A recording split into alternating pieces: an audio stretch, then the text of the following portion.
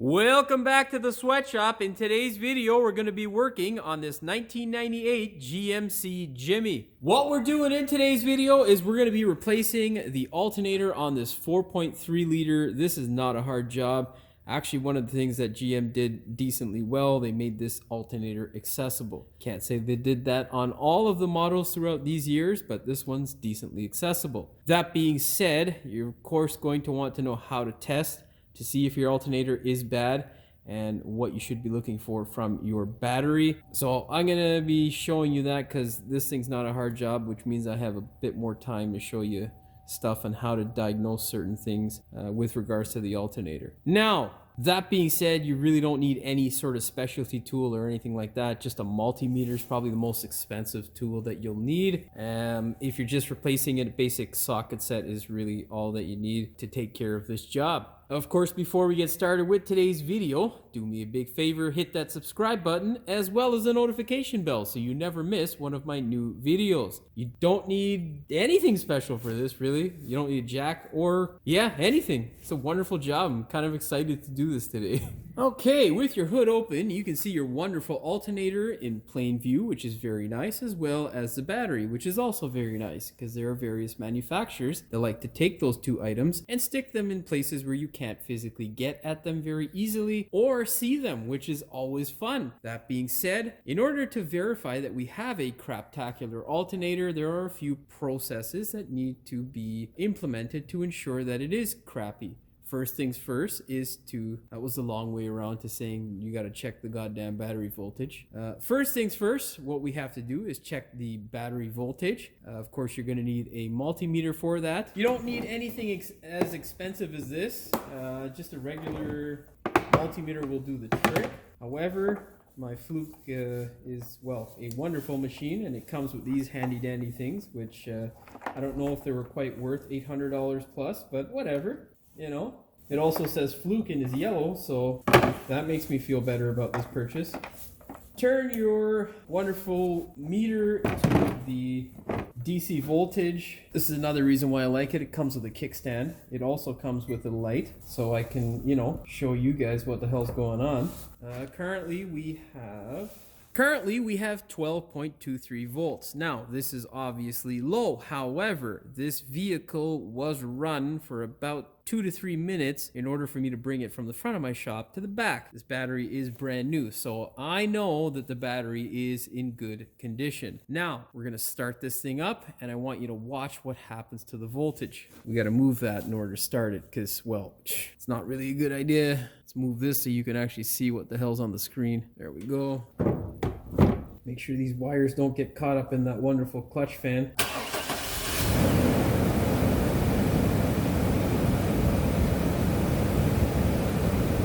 Obviously, you can see it has dropped to 11.5 volts, which is too low. So, what we're going to do now is connect the positive lead to the back of the alternator to make sure that there is no break in the wire.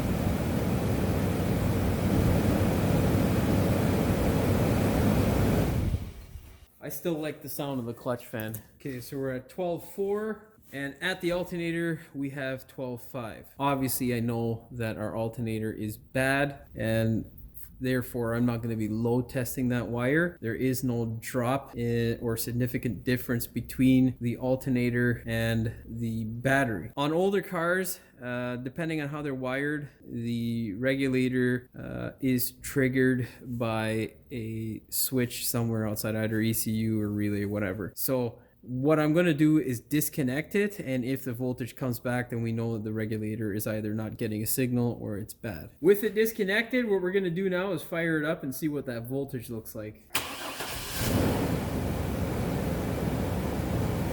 You can see there, it is still low and draining the battery, so we definitely have a bad alternator. Now, generally, before I decide on replacing an alternator, I only really check the cabling between the battery and the engine to make sure that there's no disconnect there. Second thing, to make sure that there are no issues with regards to the regulator. You sometimes wiggle around the wire. Now, I don't usually check that stuff very in depth. If it's not producing energy 9 times out of 10, that's the culprit. So of course there are more tests that you can do and whatnot.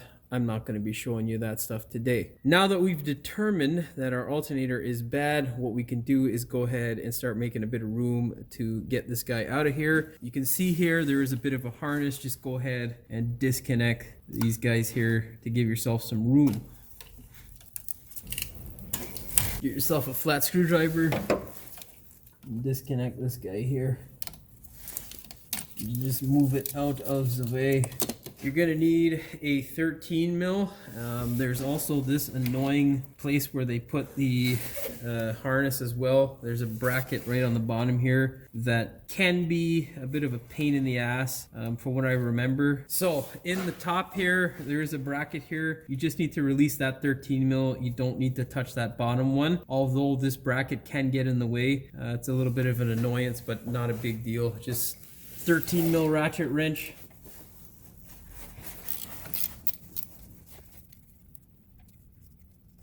Now, it is recommended that you go ahead and you obviously, disconnect your battery. Don't work with it on. Yeah, truthfully, I'm not going to. I've done this 100 million times and never had an issue. However, I don't suggest you do the same, because if you do make a mistake, well, you could fry your computer, this guy here, or you can fry the main fuse, which is generally not something that's easy to get. So yeah, disconnect your battery. Now, get an extendo ratchet if you have one, or just a longer ratchet. There is a 3/8 slot down in the tensioner down here. You're gonna stick the head of the ratchet in there, put it to, I think, the loosened position, and turn it. Now just pull the belt off the alternator. Do not take it off anything else on the engine. Oh, that's gonna be a bit of a challenge. Pull it off the idler, then the alternator. Set that guy down, leave that guy happy there. Oh, it fell out, you fuck. There we go.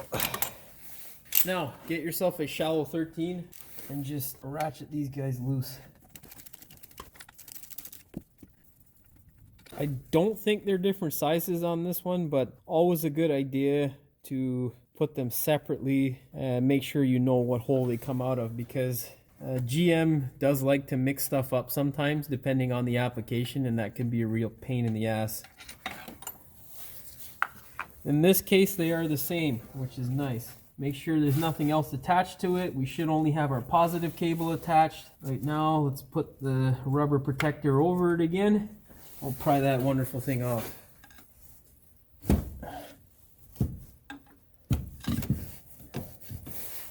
Yeah, I don't know if I got it on camera, but basically pull these two 13 mils out. There's obviously one here, and then the other one's just in the same place, slightly hindered in terms of its sight or line of sight because of the belt. Once you pull those off, just get your pry bar and pry up, and all will be well.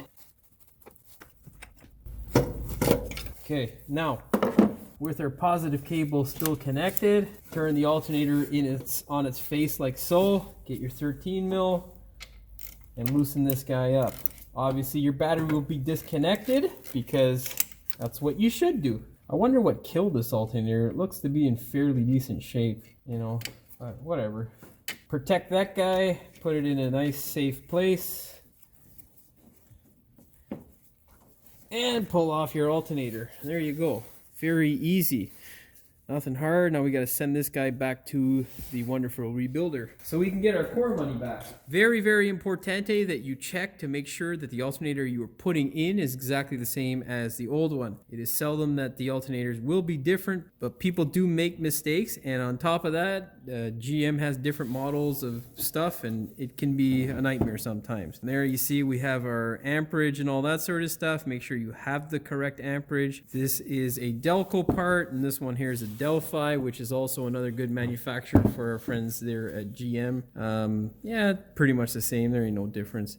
We got this little manufacturing sticker, which looks pretty crap. We'll probably pull that off. Manufactured in Mexico, so nice. Now, This particular alternator did come with a little package here. It tells me it does 105 amperes, which is nice.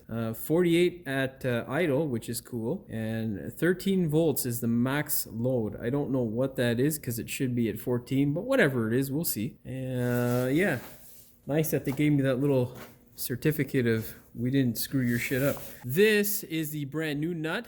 You can see there it is considerably smaller. I like this style of nut, the original GM, so we're gonna stick with that. Of course, verify that it works. 9 times out of 10 it will. Verify that the plug is the same, has the same amount of pins and blah, blah, blah, and you're good to go. Now, we're gonna take this bad boy and drop it in. Of course, before you do that, anti-seize these nice, wonderful bolts. Okay, now, we had a very exciting moment when I tried to load my phone into this stupid camera holder thingy mabobber. I dropped it, which was very scary. Doesn't really mean much to you guys at home. However, what does is moving this stupid cylindrical thing back, which you can't really see there. However, I have done it on this side, and I'll show you what the basic process is. It's not very hard to do. What you're going to do is just get any sort of bolt that will give you very little space between the bracket and this little dowel, and all you're going to do is push on one side just a very little bit. You don't want to put too much pressure because you can break off the air of this bracket, and if you do break it, you're screwed, because God knows that you're not going to find one of these things very easily. So yeah, take your time, okay? Yeah, you can see it moving there. Now, if you can't get yours to move at all, what you're going to do is apply a little bit of heat through a heat gun to this little area here where the aluminum is, and that'll expand it and give it enough pressure or enough to move. All right, so you're gonna grab this guy here. I can't really get in here with my fat hand. You're gonna line it up on the one side and then just push just a little bit to get it to move. It's a bit harder from the angle that I'm doing it because I can't physically see what the hell I'm doing very well. However, what I'm showing you is the process. There we go. So it just popped. We've got it to move a bit. That's all we need really, but I want to show you just on this other side here. So basically, just give it a little bit. And you can see it move ever so slightly, and you can see there that little bit of new looking material is what has moved. So yeah, now we can go ahead and dump in our alternator. Okay, alternator face down, pull the nut off, slide that, oh damn it, don't have your camera attached to where it is you're sliding this thing through. Anyhow, too late for that. Compressor's on. Anyhow, you get the idea.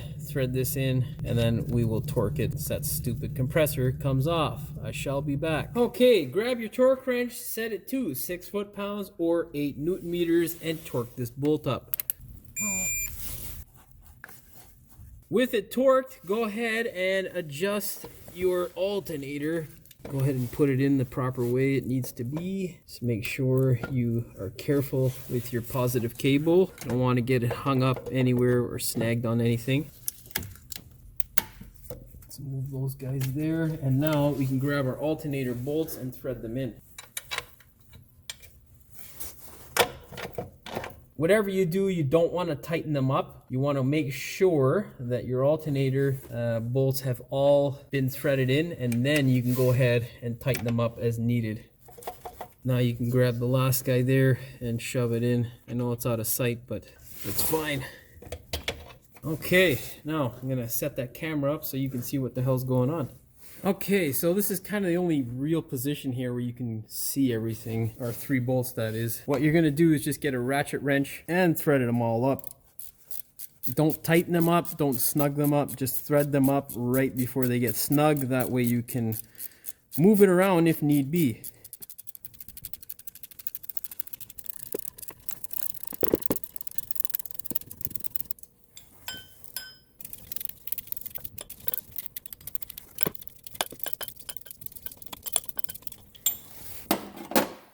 Now, for this small guy here in the back, set your torque wrench to 18 foot-pounds or 25 Newton meters.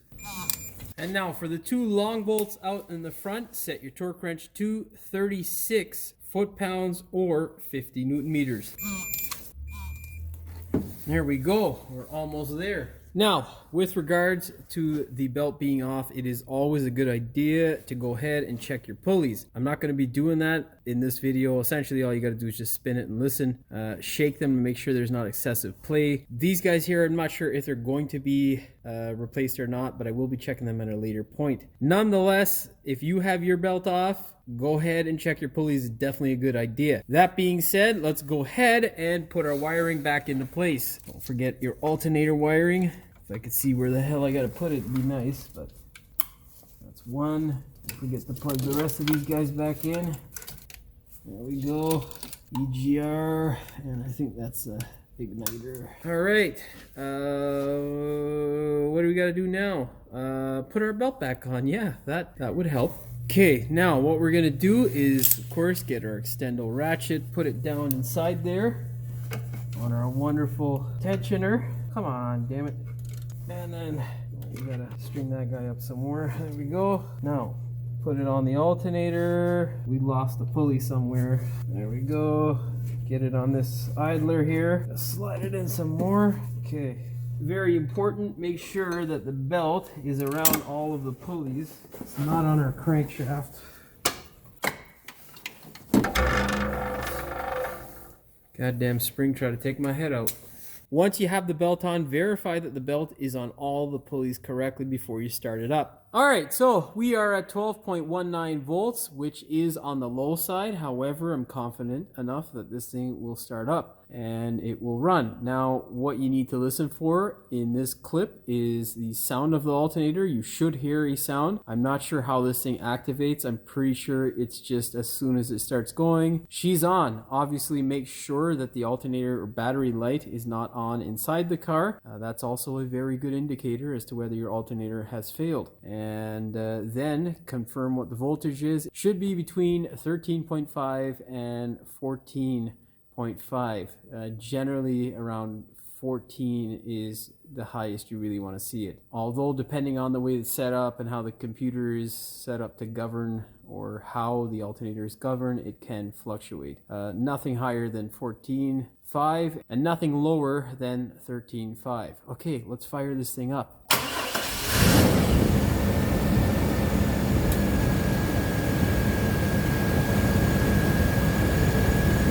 Now, I'm not sure if you can hear it, but there is a bit of a whirring sound, and that there is our alternator.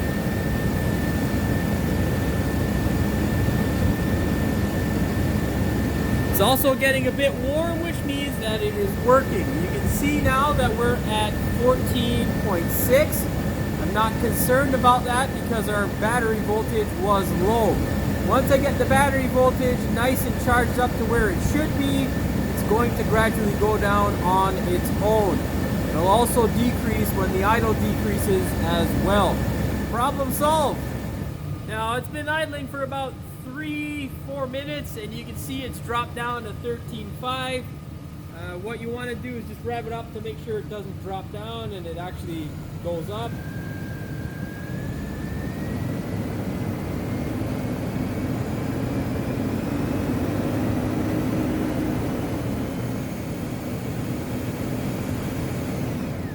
Now you can see there as the RPM increased, the voltage increased, but because the battery is now charging up, and it is a good battery, it did not exceed 14.2, 14.3. So there we go. We are good to go. I'm going to shut this thing down now. Probably take it outside, give it a nice power wash, because as you can see, there's stuff left by rodents and all sorts of little crap underneath the hood of this thing, and we want to clean it up before I start going any further with any repairs.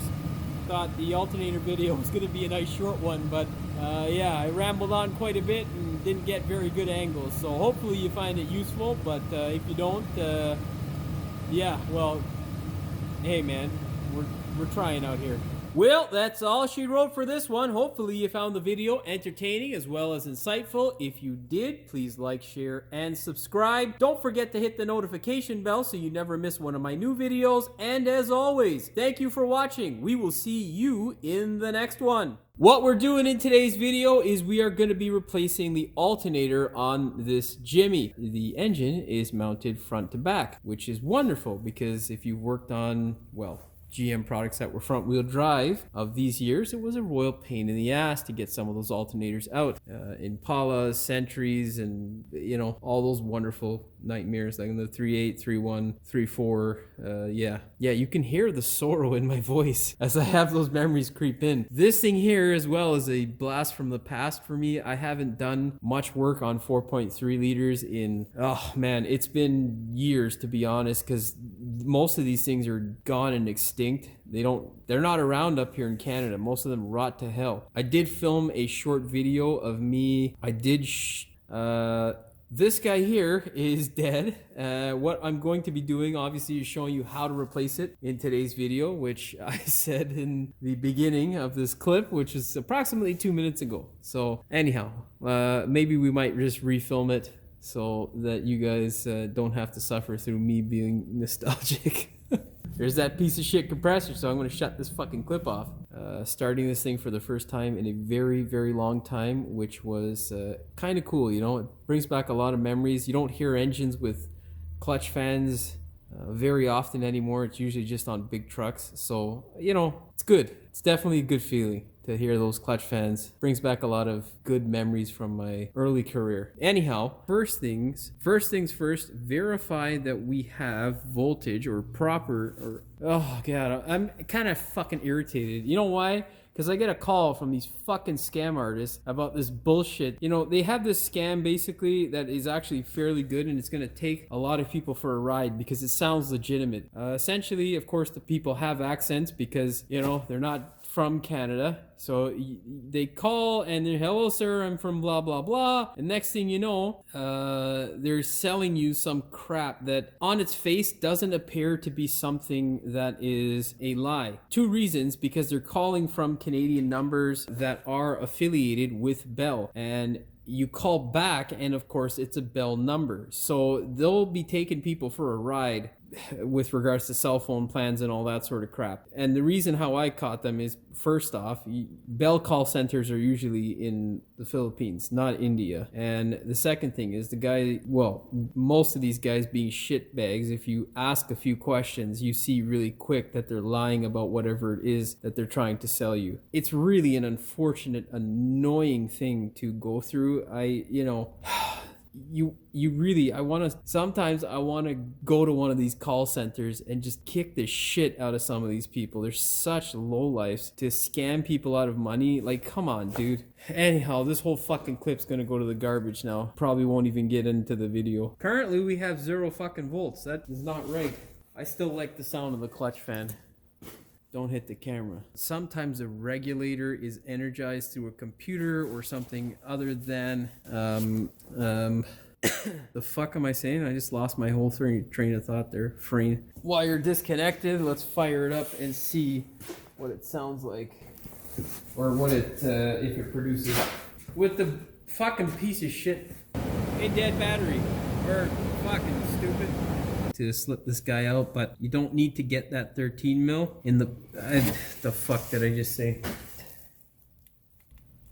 Fuck off, cocksucker. Oh, are you fucking serious? I didn't even have that in frame. Motherfucker. All of their crap engines, well, I can't say that. Not all of their engines are crap, but a lot of them are. And the point is that they usually contain or have these same types of parts. So it is a good idea, however, to check it, because they do have special models or stupidness sometimes that is completely different, which will drive you up the wall. So obviously, I'm going to scratch that because I didn't even fucking remember what I just said. Just whatever. Now, very important, whenever you are going to put in an alternator or any sort of component, it is always very, very important that you go ahead and check the alternator. I said important like 3 times there, didn't I? Fucking idiot, but people do miss. Now, oh, you motherfucker, you. Stabilizing the camera. We gotta cancel this. Why is this fucking thing moving around? God damn it, man. Now, if you need to move it, whatever, it's not a big deal. It's It's really easy to move, so don't stress. I don't think there's anything that holds it in place, so yeah. I'm talking about this cable specifically. What the fuck I just said. Don't have your fucking torque wrench fly off. It is a good... Fuck that compressor, man. Okay, so we are at 12.9 volts. No, that's not what that is, Jimmy. It should be between 3. Goddamn. Okay, stabilize, you fucking pile of shit. Oh, God. What the fuck I just said.